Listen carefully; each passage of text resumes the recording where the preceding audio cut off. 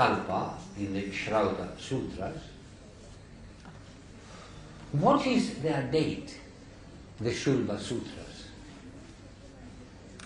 Western people place them after Pythagoras, perhaps to say about 4th century BC. But let's see what a great American historian of science says. The next one, please. Now, Seidenberg wrote 2 articles in 1962 and in 1978. And please read what he says about the Shulva Sutras, so that I don't have to keep on speaking.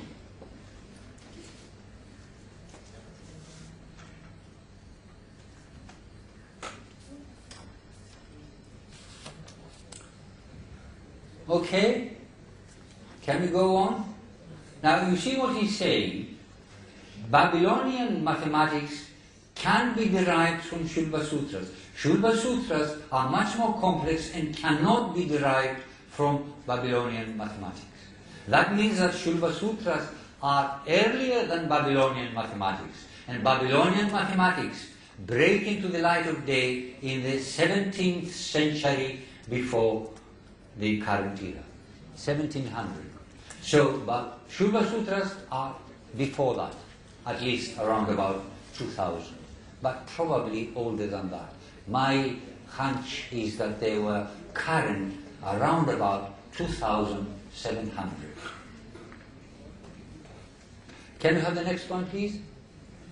Now, this is the second article by Seidenberg. He was himself a mathematician, but a historian of science. This is in a journal, an American journal, The History of Science, the Archives of the History of Sciences. So the latest date for Shulva Sutras must be around about 2600.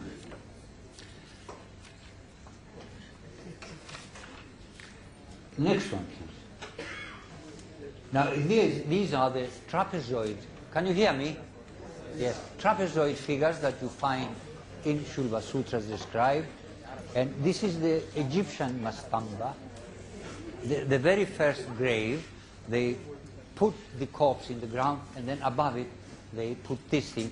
This gradually developed into a step pyramid. Hello? Yes. And here you have the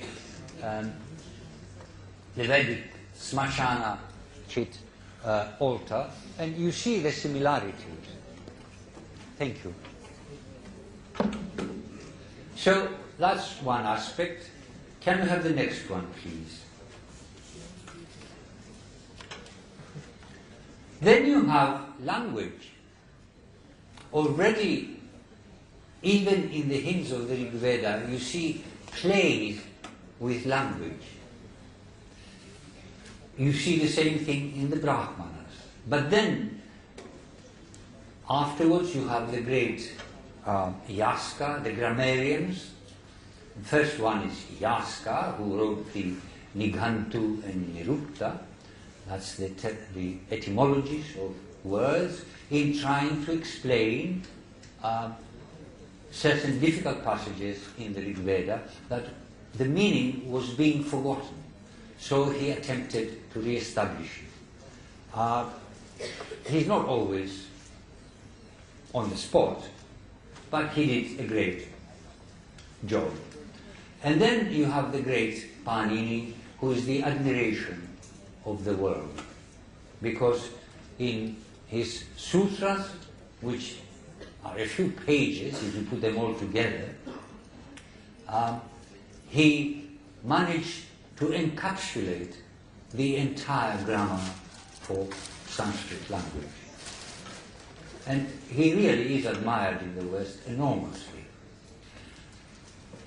Now, Panini establishes, I'll just mention one thing only, because obviously we can go on talking about Panini's grammar till the cows come home. But he establishes what in the 19th century linguists in the West called deep structure and surface structure linguistics.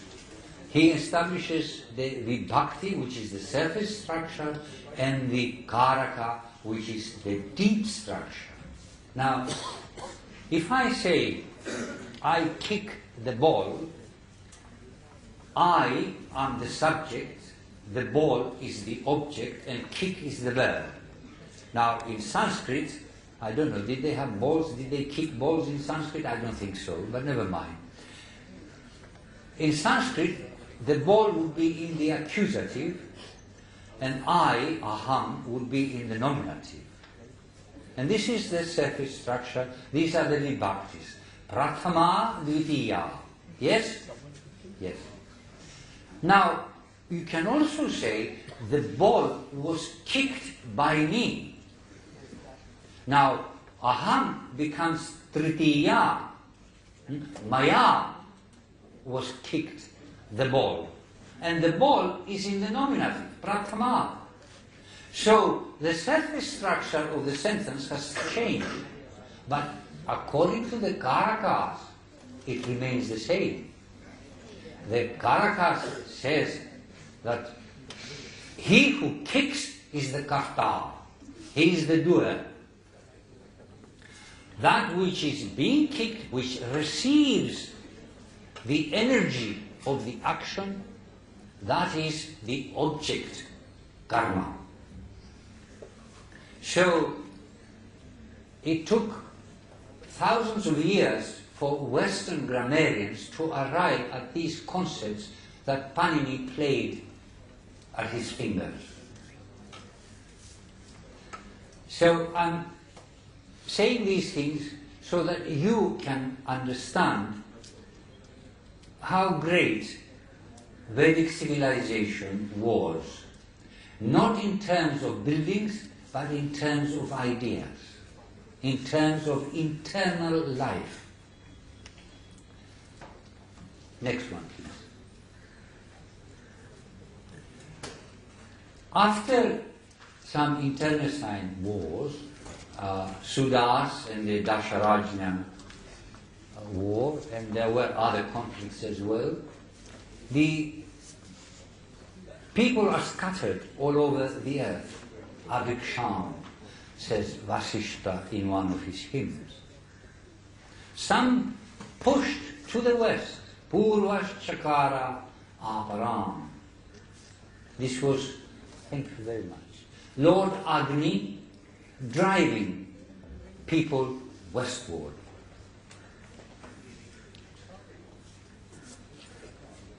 Then, in 1065, we are told that the Aryan laws should be spread all over the earth. It became a kind of policy. And in fact, in the fifth mandala, I don't know if I've got it mentioned here, probably I haven't, but in the fifth mandala, it is said that our wise people should travel to the west to permeate the entire, all areas of the earth.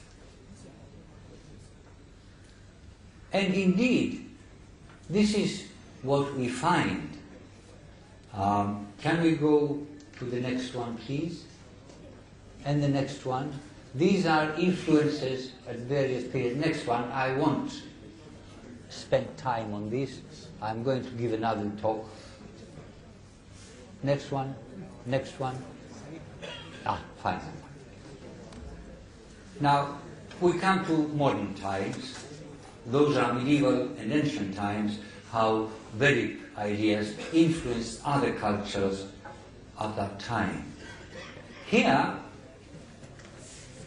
we have exports to the West in the 19th century, literature and linguistic ideas. Linguistics began to be studied in the 19th century in Britain, France, and Germany and Denmark, thanks to the discovery of Sanskrit.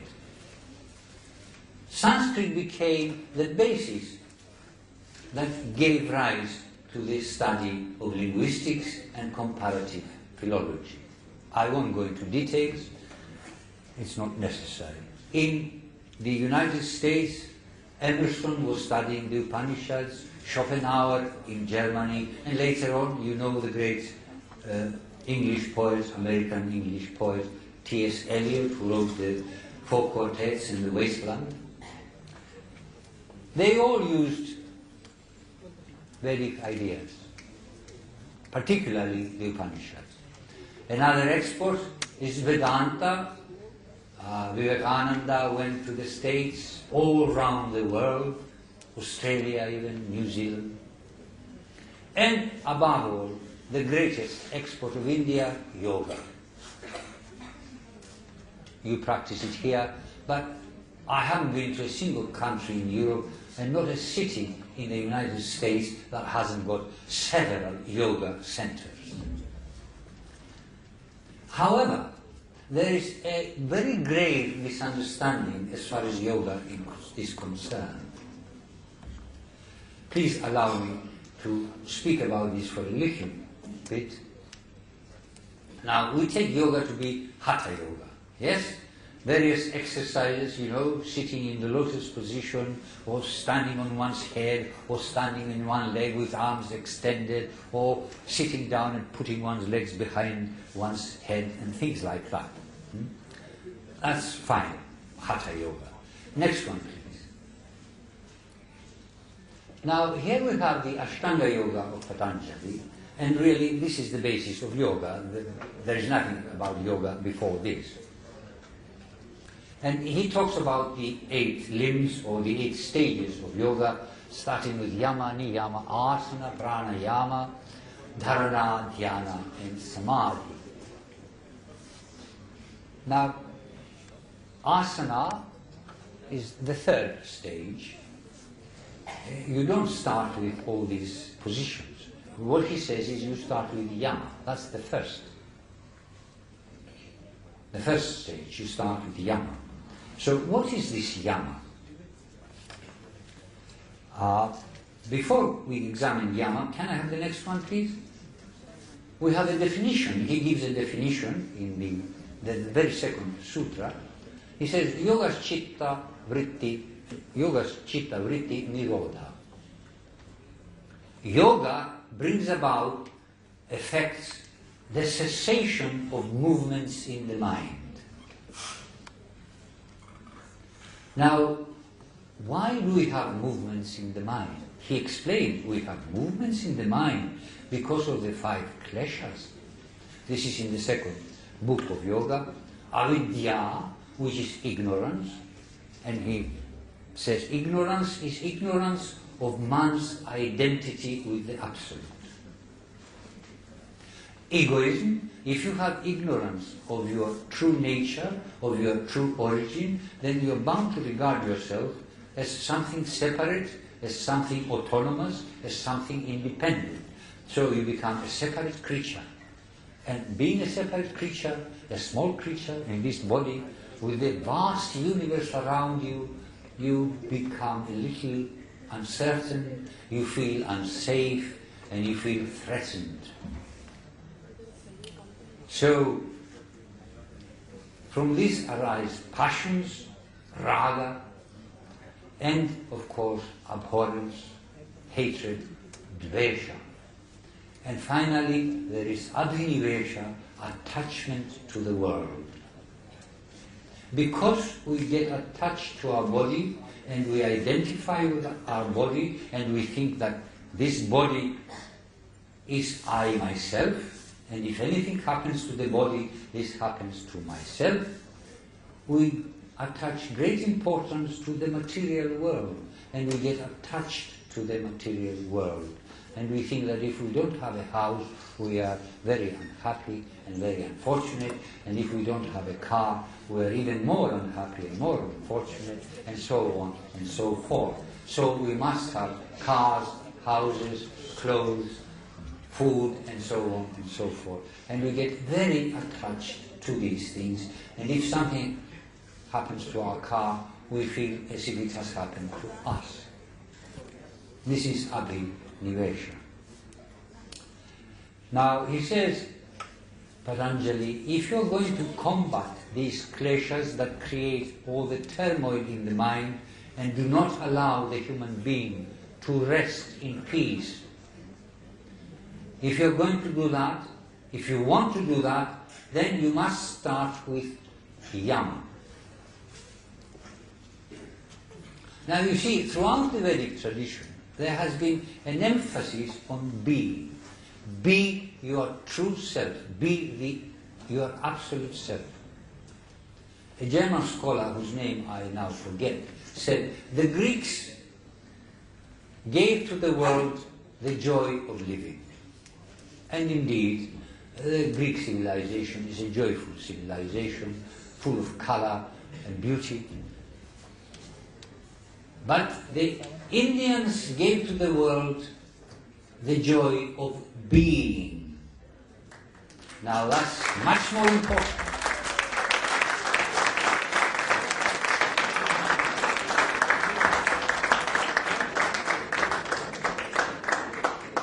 Thank you very much. Don't clap quite so often, otherwise you are left with claptrap.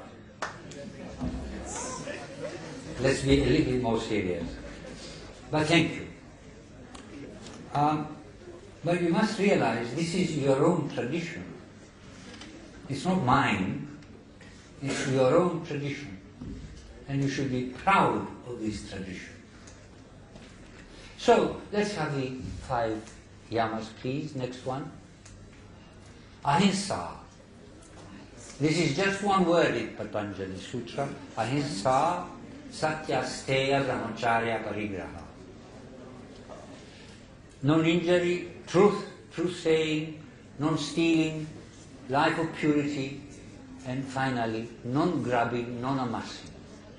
Now, if you are aware at all of other cultures, particularly the Western Christian culture, in the West, in the Mosaic code of the ancient Old Testament of the Jews, when Moses went up to the mountain Sinai and he came down with 2 tablets, there were 10 commandments. You know about this, yes? Now, 5 of them are concerned with these things. Thou shalt not kill. That corresponds to ahimsa. Thou shalt not bear false witness. That corresponds to satya. These are all negative in the 5 commandments. Then, thou shalt not steal, the asteya, non-stealing. Thou shalt not commit adultery, brahmacharya, life of purity. Adultery didn't mean just going with somebody else's husband or with somebody else's wife. It meant you don't mix things up. You don't contaminate things. And the greatest adultery that we all commit is when our consciousness, our mind, identifies with this body and with material things of the world and forgets the spiritual origin of our existence. And finally, thou shalt not covet what's around you, and corresponds with the last one. Now,